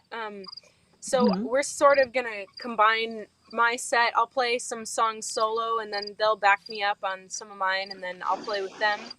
And we've got Chris Farrell. He's another great local and touring songwriter, and Tom Gaffney and some of his friends who just played, and The senior garage Kevin. band. That's right. That's right. That's right. Raj And then Mahal. Right, Garage Kevin Mahal. Kramer. We've got a guy named Kevin Kramer. He goes by uh, yeah, Kevin Roy K. He is he's a local singer songwriter and music instructor as well. He's a fantastic musician, and then we have opening the show a bluegrass flat picking songwriter from Central Illinois named Dan Watkins, who plays in a group also called the River Valley Rangers. So he's Yeah. starting it off. Okay. So if people can't make it in person, is there a place to either view it online or listen on an app, or will it be available on YouTube later? We're working on That's that. a yeah, that's a great thing. We're still figuring out our technology, but as long as we can have dedicated So am I. devices for that, hopefully, yeah. Yeah. Yeah, Um, just check the page, the WRWO page on Facebook. Mhm. If there's anything from the festival, whether the video or photography, we'll post it on there. Yeah, or some live streaming. Yeah. yeah, just Great. you know what? Hold your camera and turn on Facebook. Yeah. Put Facebook put it board. on a, yeah, Yeah, or do a Right. YouTube live. yeah. And Mike, I know Yeah. you mentioned this. You mentioned this in the blog, Mike. Yeah. Also, that Christina is a presenter of the concert series called Song and Story, which has live performance videos on WRWO's YouTube channel. And So a lot of the performers you mentioned. yeah, and you're planning to start a program called Fresh from the Midwest on WRWO, right? Yeah, so this is sort of like the kickoff. This music festival is sort of the kickoff of us launching a radio program on WRWO by that name, Fresh from the Midwest, which will feature local songwriters, but then also people who tour through here or are regionally based or, have some kind of connection to us. But yeah, just trying to spread the music of emerging artists, or they don't even have to be new. I mean, some of them might be bands that were from our area from 40 years ago, Yeah. that we have recordings of, just things that are local and new to people. All right. Before we let you Fabulous. before we let you go, Katie, tell us a little bit about some of the other programs that and believe me, And how people can listen. yeah, you guys have an app. You need to lean into the camera just a little bit, Katie. There you go. Yeah, I'll lean in a little better. No, no. I backed out Okay. so Tom Okay. could play. Got room? Yeah, she's Um, never seen me play, so she didn't know how much room I was getting. I didn't want to give you it. So we have this really wonderful program on Saturday and Sunday morning. It's called the Mike Nowak and Peggy Malecki Show. But actually, we if you like different kinds of music and information, WRWO is the place to go because it changes genres all day Song long. to song. Yep, song to But song. You're hearing Patsy Cline one minute, Thin Lizzy, or Ozark Mountain Daredevils the next. You don't know. You just never know. So how do people listen in who can't get it on the local Well, station? yeah, we're on TuneIn. It's WRWO 94.5 FM on TuneIn. And you can also go to our webpage, wrwo.org, and there's a link there that you can listen to as well. by the way, Tom, Yes, sir. Jody wrote in, I can't get the live feed. So I don't know if Jody caught your song at all. Jody is, of course, Tom's wife. So sorry, Jody, doomed. but she managed to get into the chat box, so I don't know why she can't get the live feed. So, Well, that's why Tom's here, because the internet connection out there wasn't so good. Rural yeah. America. Yeah. Yeah. Hey, listen, I hear that there's going to be infrastructure. Maybe you guys will get internet someday. So, We just, they finished a project in Sheridan. They've got fiber optics going in all over the county. Apparently, there were several $1 million allotted for internet updates. So I know they were doing it in Ottawa as well and some of the smaller towns. So I think this pandemic has really driven that home, that Yeah. everybody needs to have internet because, especially with the kids in school and, Yep. And people are working from home, they have to have it. yep. absolutely, this is it's inexcusable that the richest country in the history of the universe cannot figure out how to get broadband to its citizens. So I hope that begins to happen now. Listen, Christina. By the way, it's Eltravogue is how you pronounce Yes. your last name, And Novak is how you pronounce Yeah. your last name, right? yeah, you nailed it. All right. That's very, There's two very days funny. anymore. Yeah, you're learning everything today. And thank you, Christina, for being here. I hope some people sign on to your YouTube channel. And and check subscribe. out Bandcamp, Apple Music, and Spotify as well. So Thank you so much, Peggy. and Katie and Tom, thank you for getting down in the Bat Cave and being with us this You are morning. most welcome. Well, this is actually where Song and Story kind of began, is where we are. We're in the music room at Wallace Hall, where WRWO broadcasts from. Fantastic. Well, keep keep up the good work. Wow, it sounded like a dinosaur coming in. All right. It is.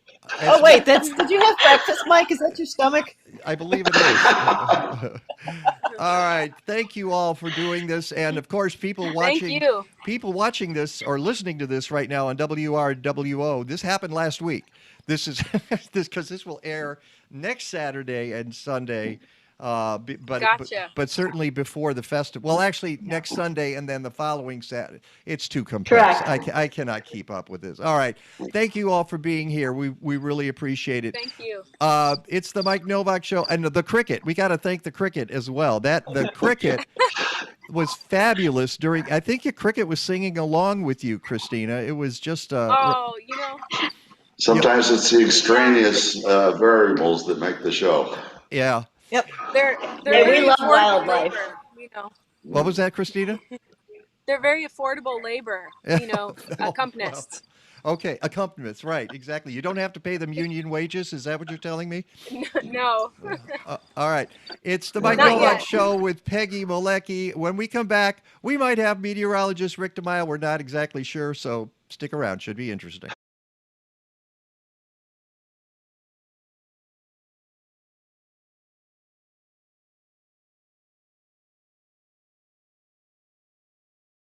Resource Compost has diverted 7,000 tons of food scrap since 2010. CRC brings you a fresh 5-gallon bucket or a 32-gallon neighbor tote with each pickup. You fill it with organic matter, they swap it out, and get it to a commercial composting operation. Fight climate change. Go to collectiveresource.us.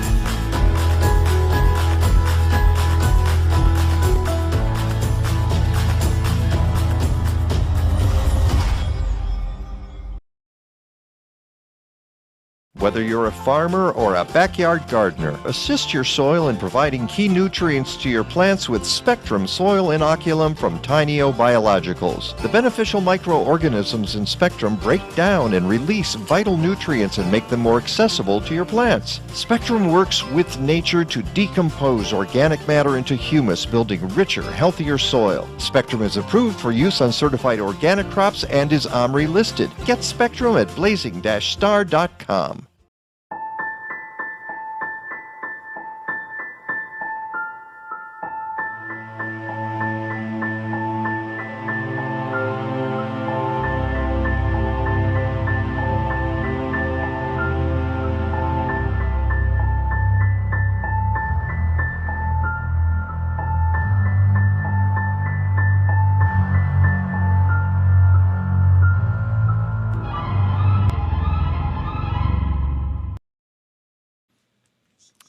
And welcome back to the Mike Nowak Show with Peggy Malecki. I just sent you a message there, Peggy, that I didn't have the right button on because apparently Rick's going to try to call in. Just texted.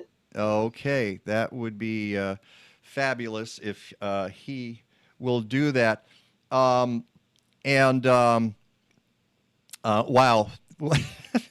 what a day here. Okay. Long, strange trip it's been. Yes. Welcome to Talk Like a Pirate Day, International Talk Like a Pirate Day. And I'm hoping that, all right, Rick's going to try to call in here. And yes? Go ahead. I was going to say, if we're filling a couple minutes, I was going to go back to one of the other stories. Go for it. That you sent of stuff coming up, things happening, is the annual It's Back, ILCA, Illinois Landscape Contractor Association Impact Conference, right? Which That's is coming up on October 12th. And at they're doing it at the Chicago Botanic Garden, Mhm. and it's interesting. I don't think they're doing any virtual. I think it's going to be Yeah, I think it's in all in person. person.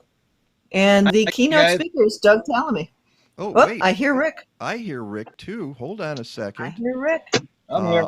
okay, hold on He's one here. sec, Rick. I've gotta change the. Give me 2 seconds here. Whoop, to Yep. get While you're you. doing that, I was just going to finish up with the Impact Conference. Doug Tallamy is going to be the keynote speaker. And let's see, if you go to ilca.org, there's more information. And I'm sure we will be talking a whole lot more about that in the upcoming weeks. All right, I'm fading in, but I don't see you, Rick, on the screen, so I can pop a picture up there. Yeah, he's phone only. It's phone only. Okay. Can you hear us, Rick? Hello? Yeah, I can hear you fine. Okay, I can good. hear you fine. All right. Well, then let me pop in a photo. Good morning. It's good to talk to you. And okay, this is what I'm looking for. Yeah, good Okay. morning, Mike. Good morning, Peg. And Hello. there we go. So while he's setting that up, the story I sent to Mike last night, and I haven't seen an update since last night, but in Sequoia National Park, the fire and the flames entering the giant forest, and how they've been wrapping the sequoias in fireproof materials and doing pre-burns and setting up sprinkler systems. It's pretty scary. That's fantastic. Matter of fact, I'm going to hopefully be able to get that information to my students at Loyola because one of them is actually doing Sequoia National Park as their project, their midterm project on how climate change is affecting the park. But more than anything, Peg and Mike, is they look at how the economy has been impacted, what type of adaptation plans, what type of mitigation efforts the park is doing prior to or during an event. So this story, Peg, is definitely going to help them out quite a bit because oftentimes you don't want to try to hit kids over the head with a hammer 16 weeks during a semester about climate change. You need to be able to kind of spread things out a little bit, talk more about the financial part, talk more about the economic part, talk more about the policy part. And that enables them to understand the science part, which, sometimes can get really beaten up in this world of misinformation. So this is going to help them out quite a bit. So I appreciate you pointing that out. And you sent me a number of graphics and photos yesterday. You're not going to be seeing them here, I assume, but maybe we can walk through some of these anyway, because you did send out the report. For instance, the Atlantic, where there are three storms or potential storms, and another Right. just a blob of weather coming up from the Gulf of Mexico as well. Talk about the storms, and then we'll get to that the wet weather coming up. Yeah, and by the way, I can see the images, so no problem there, Mike. Okay. Oh, good. Great. And before we get started on that, I just want to point out, I happened to read this great monthly news magazine called Natural Awakenings. I think, Mike, you know who the publisher and I editor is. do. I happen to know the publisher. Yeah. Peg, Oh, I give Peg, myself a Peg, D. Yeah. yeah, Peg, I have to say, when you put together those letters, and I really feel your pain sometimes because when I was writing my textbook, I would sit down and I would say, okay, what am I going to write about? How am I going to get started? How am I going to be creative? And if anybody hasn't read Natural Awakenings yet this month, Peggy writes this really, I think, endearing letter about how to become more in tune with yourself by being outside of yourself, kind of like putting yourself out into areas where you may not have been before, or just noticing things that you may not have been before noticing. And that allows you to be creative. And one of the things that I've been doing the last couple of weeks is I take the Metra from the Main Street stop here in Evanston to downtown Chicago, and then I divvy bike it over to Columbia College on Michigan Avenue.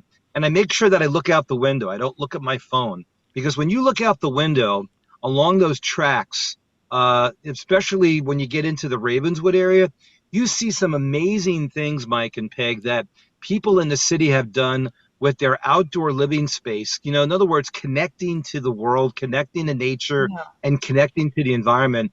And you should see what they're doing to that area around Ravenswood and Lawrence, the new metro stop, the way that they're really integrating, you know, green spaces to that area.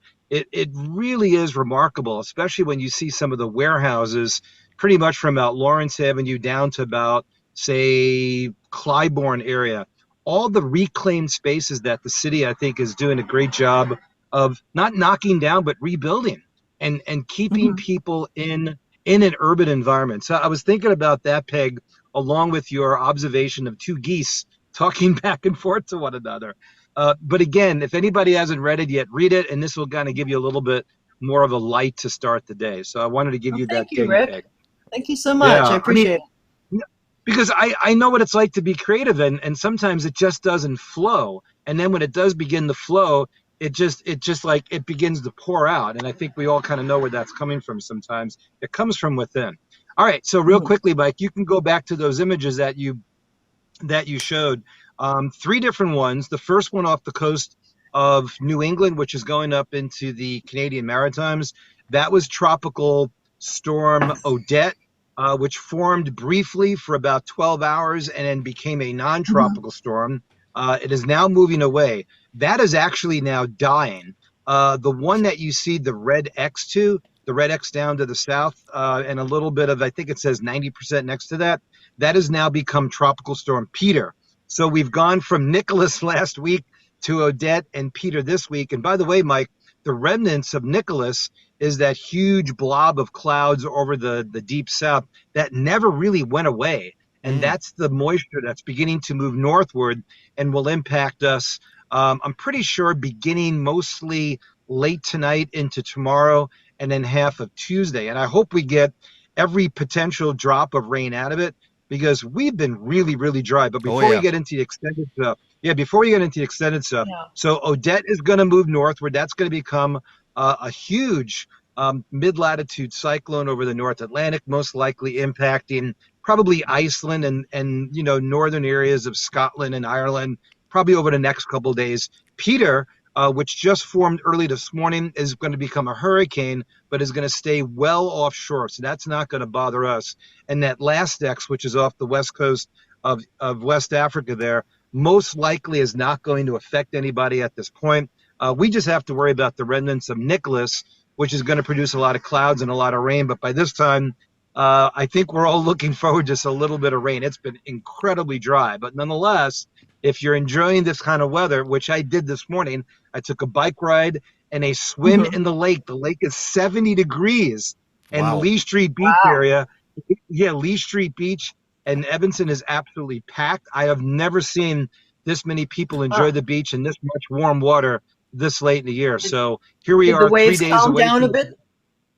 the waves did come down a little bit, only because they're a little bit more out of the southwest right now. But the bottom line, Peg, is, you know what? We haven't had much cold weather. We haven't had much rain, and the water temperature is still 70 degrees. So the fact that I can go swimming in the lake on the 18th of September and not feel like it's cold is pretty impressive. And I would like to add a little bit about the dryness. I actually went out and watered front part of my property several days ago, because everything was just shriveling up, so and I want to get it through the fall so we can. I'm hoping we get some of that rain you were talking about. For folks, if you planted a tree this year or some perennials whose roots have not had a chance to expand, please get out there and water. Get a drip hose on a small tree.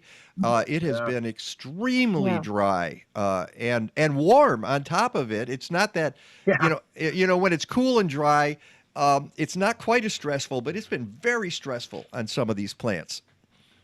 Yeah, I think that's a good point, Mike, because we've had temperatures nearly 10 to 15 degrees above normal, and it hasn't really been that cool at night. So you really haven't had that chance for the ground to kind of, cool down, pack in some of that moisture, and kind of keep some of that subsoil moisture down in the ground. And what's really remarkable is even the trees are now beginning to look a little crinkly as well, especially when you get into like northern Cook, parts of Lake and McHenry County, where they're actually back into moderate drought. So yeah, I don't think I've ever seen it this dry across a certain part of the Midwest for this long. In addition to that, it's the evaporation more than anything. You're really going to notice that. Yeah, you're really going to notice that later on this Yeah. afternoon when we start to see temperatures get close to 88 to 89 degrees. You know, the normal high is now 75 and the record's 93. So us having 15 degrees above normal this time of the year is equal to us hitting 100 degrees in the middle of July. That's You the know, best way to think about it. and I was laughing because Dan Costa, who's watching, says, "My creeping Charlie is wilted, and it's a pernicious weed. But even if the weeds are starting to wilt, you Yeah. know it's been really, really dry." And Well, and go ahead, Peg. I was going to say, and even the big storms that came through a week and a half ago, where I got over an inch and a half of rain, everything now is wilted. You'd never know the difference. Yeah, but you know that big storm. You said big storm. It was a non-event in Chicago, at least in Well, I had no my neck. power for 24 hours after it, so Yeah, it was and an Wow. event. Yeah. in Chicago though, it was nothing. It was a nothing burger down here. So Yeah, It depended where you one of were. those things. Yeah, it was one of those things where it was depending on where you were. But one of the things I think we do need to think about when we talk about mitigation and adaptation here in the Midwest, if people are growing cherry tomatoes, just let them shrivel up and you'll have sun-dried tomatoes pretty easily, right? okay. Well, we need to play this. Arr! Arr. And you realize, Rick, it's a international Talk Like a Pirate Day. Yeah, I know. Is Jax in the back seat, by the way, hanging out the window before? Jax is right here. There Hey, he Jax. Woof. Okay. Well, one of the reasons we're having this warm weather is this. You sent me. These next two Yeah. graphics are really interesting. So watch this, folks. Yeah. So before you go to the next one, the jet stream is phenomenally high north. Normally this would be about another 5 to 8 degrees further south. So two things is a deep trough out across the Pacific Northwest, which is producing very, very strong onshore flow, a lot of moisture into northern parts of California, Oregon, and Washington. So they're getting the needed rain. And that little bit of a circle that you see over eastern Texas and Louisiana, that's the remnants of tropical depression Nicholas. So what you see is the next map here is the remnants of Nicholas begins to move northward, Wow. gets caught up with that big system, that comes in from the Pacific Northwest. And this is going to sit and spin over us for about 3 or 4 days, beginning Wednesday, Thursday, Friday, and then probably into Saturday and Sunday of next week. So bottom line, forecast shows 88 for a high today, but only 63 by next week. So we're looking at next Sunday literally being 25 degrees below what we are today, which is pretty remarkable considering this time of the year. 10 to 15 degrees from one day to the next is not that out of the question. But when you're 15 degrees above normal one week and then 10 to 15 degrees the next week, that's a pretty formidable change. So bottom line, if you can, I keep saying this, if you can get out and enjoy this amazing weather, and hopefully Get the Bears outside. won't ruin our hopefully the Bears won't ruin our Sunday. Do like what Peg said, get outside and find your inner peace. Go for a bike ride, go for a walk. And it was amazing. I was pretty far out swimming this morning, and I don't remember the last time I've done this, but I was looking back towards the shoreline, and I'm looking at trees that are already about 25 to 30% turned in some areas. So when was the last time we actually went swimming in Lake Michigan and actually observed the fall foliage? You'll be able to observe the fall foliage next week, but you won't be able to go swimming in Lake Michigan. Aha. And getting to precipitation, here's the past 30 days, and it's been pretty dry in our area. Although I Yeah, noticed, I'm looking at the state line there. yeah, state line, the same place. We'll get to the drought monitor map in just a second. But what I'm kind of curious about is the upper Iowa. They got a lot of rain there, and lower Minnesota, and they kind of needed it there, didn't they? Yeah. And this is one of the reasons why you remain consistent in showing certain graphics week after week after week, because people remember what you showed them the week before. So this area of green over us, unfortunately, does not mean wetness. If you look at the legend, it refers to the fact that over the last month, certain parts of northern Illinois, anywhere between 0.5 and 1.0 inches of rain, which is really remarkable. And the other remarkable area is what you just pointed out, Mike, is northern Iowa and southern Minnesota. Those were the areas that were in severe drought, and they got a lot of rain. Now, granted, they didn't get it when they needed it, but they did get the rain. So, again, areas that were not getting the rain did get the rain. Areas that needed the rain didn't get the rain, and that includes us here in much of western Lake and also eastern McHenry County.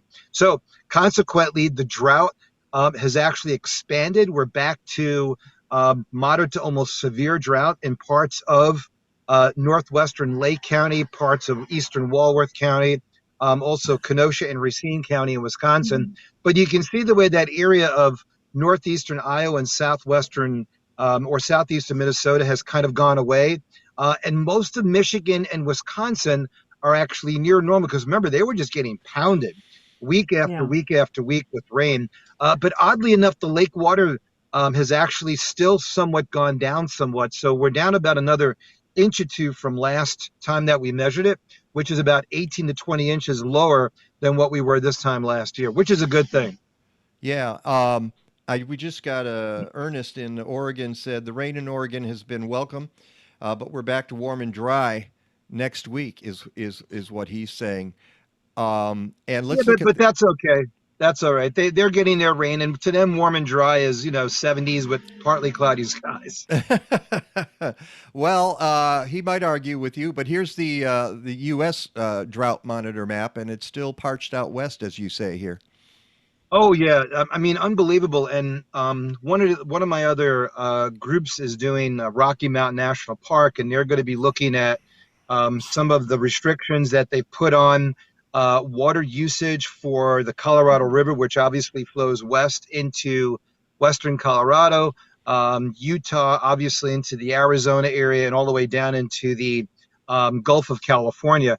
So I want to make sure that these students are not just coming to class, looking at the syllabus, doing the homework, taking a quiz, but are actively engaged in weekly current events, and again, not being endeared towards saving the planet, but just understanding the planet. Because I think you'll be a lot more active when you understand things from other parts of the country and what they're going through. And it's really hard to understand what's going on in other parts of the world when you're a college student waking up and they're basically walking the same steps, 7 days a week. You almost have to stop and get out of that shell and kind of, quote, see the world and smell the roses. But man, when you see what's happening out west, and again, I mentioned this week after week after week, this is the driest time of the year in California. It's basically late September into October. Matter of fact, some of the highest heat waves or the strongest heat waves or most intense heat waves that occur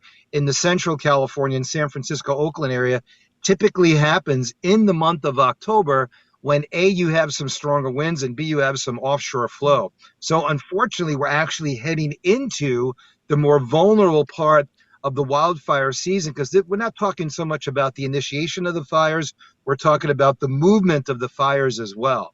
So there's two different parts to it. It's not so much where they form, but where they can then migrate. So when you look at this 7-day rainfall total map, granted, Northern California, Oregon looks great for rain, but everywhere south of that looks pretty bad, including parts of the western areas of the United States or southwest areas of the United States. Yeah. But it is good to see that at least the Pacific Northwest is getting its rainfall again. It's just scary when that part of the country dries up. Yeah, and you know what's going to happen is unless you really talk about it, a lot of people will forget how hot it was in areas of Oregon and Washington and British Columbia and Saskatchewan and Manitoba earlier this year. How quickly we begin to look at the hurricanes dominating the news, and the wildfires and things like that. But that's one of the other reasons why it's important to kind of continue to talk about some of these things, not so much from like we have to do this now to stop it, but just to make sure that people remember that those things happen. So when you look at areas, I was watching Meet the Press early this morning, and Chuck Todd was talking to the Republican, well, they're all Republicans, senators from Louisiana, and there's some people that still don't have power. And he said, at what point will you guys really begin to think about how a better infrastructure deal will get power to people 3 weeks after a hurricane has gone through. I mean, come on, guys, get with it. This is 3 weeks later, and you still don't have power. Maybe a better infrastructure deal will keep that from happening. So I would really like to get on the ground and see what those people think about it down there. Well, All right. I want to know what their response was to that question. Oh, the response was, we don't like to look back. We like to look forward because Oh this is the dear. only way we're going to get. Oh, yeah. It's the same old, nauseating, disgusting, talking points, and again, and then softball questions. Do you think President Trump is a cancer to the Republican Party? Those are easy. A, ask them what's a cancer. B, do you think President Trump has certain qualifications that consider him a cancer? And then ask the question. So you can't keep asking these softball questions like that. So I'm glad I have your show, Mike, because I can get out some of the stuff that I can't say now in front of my class because kids will write it down. He was disrespectful to my feelings as a person who supports this person. Oh my God. Come on, guys. This is what college is about. It's about getting into arguments and discussions about things that you disagree about, but at least arriving at some sort of a resolution or a conclusion. Yeah. So anyway, speaking of the cold weather pattern, this is the 6 to 10 day, basically showing that where it's going to be cool, it's mainly going to be cloudy and wet. So that's what that dark blue means. And as you see here, look at the way the western United States, as your friend was talking about in Eugene, is going to end up going back to warmer and drier. But again, I mean, that's okay because they have had rain out there, so they'll be okay that they get warm and dry. That'll probably help out some of the grass and trees and shrubs grow, which is what you want as you head into a normally drier time or less prolific, warmer time of the year. Yeah, and then it's more or less the same over the 8 to 14 day as well. Yeah, and this is what happens when you have a pattern that gets stuck for a while, which is what we're going to see, this big upper low to the east of you. You generally will have like your 6 to 10 day bleed into your 8 to 14 day, and those numbers will generally tend to dominate the overall aggregate numbers. But the bottom line is, whatever we have over us now from a standpoint of warm and dry is basically coming to an end tomorrow. And I want one more time go back to the rainfall because we talked about the west, but we didn't talk about the east. And you're looking at the remnants of Nicholas there, aren't we? Oh yeah, I mean you're talking about some areas are almost approaching 150 to 175% of their annual precipitation already in many areas of Louisiana, Mississippi, Alabama, Georgia, Tennessee. And you remember, Tennessee had the terrible floods back in August. All the storms that they had, from last year, and then Ida again this year. So they have not caught a break, and in fact, it's been, I think, one of the wettest patterns I've seen in the Southeast in about probably 15 to 18 years. And again, this wetness really started back in the spring and really hasn't let up. And whether or not that means we'll eventually get into some of this in the fall, I think that remains still to be seen. I think we'll stay somewhat drier than normal over the next month, even though over the end of this week will be cooler and wetter than normal. Okay. And is there anything you want to say? Well, we should get a forecast, and then maybe you want to say a few words about critical race theory, which you can't talk about in your classrooms as well. I thought maybe there's an opportunity. Well, first off, it's a theory. Secondly, I don't know which race we're talking about, and why is it critical? I mean, I don't know. This is real funny, guys. At only one school where I teach at, they actually make the students declare their pronouns.